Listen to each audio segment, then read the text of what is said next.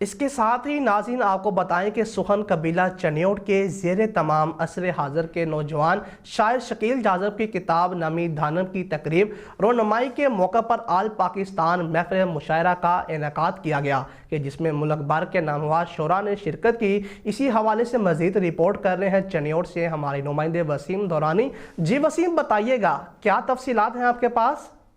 مدینہ و نجف و کربلا میں رہتا ہے، دل ایک وضع کی آب و ہوا میں رہتا ہے۔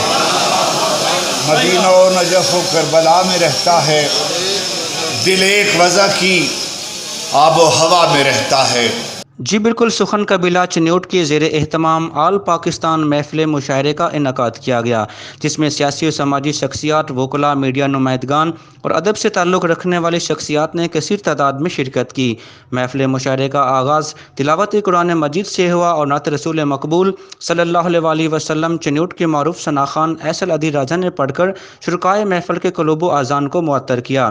فرزند چنیوٹ جناب شکیل جاذب کی کتاب نمی دانم کی تقریب رونمائی میں ملک پاکستان کے عظیم شاعر افتخار عارف اور کشور نہیر صاحبہ نے بطور مہمان خصوصی اپنی شاعری کلام پڑھ کر محترم شکیل جاذب کی کتاب نمی دانم پر اظہار خیال کیا۔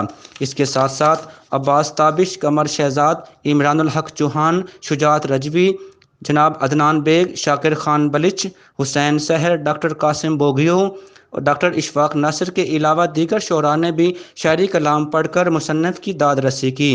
نمی دانم کے مصنف جناب شکیل جاذب نے میڈیا سے گفتگو کرتے ہوئے کہا: سب سے پہلے تو میں تہہ دل سے شکر گزار ہوں برادر عزیز محسن زیدی کا اور سخن قبیلہ چنیوٹ کا، چنیوٹ کے سب دوستوں کا، اور خاص طور پر ہمارے عہد کے جو بہت بڑے نام اور شعراء ہیں، جناب افتخار عارف صاحب، شناہید صاحبہ، عباس تابش صاحب، عمر رضا شہزاد صاحب، یہ سب لوگ تشریف لائے اور انہوں نے جس محبت سے میری کتاب کے حوالے سے گفتگو کی وہ میرے لیے ایک بہت بڑا اعزاز ہے۔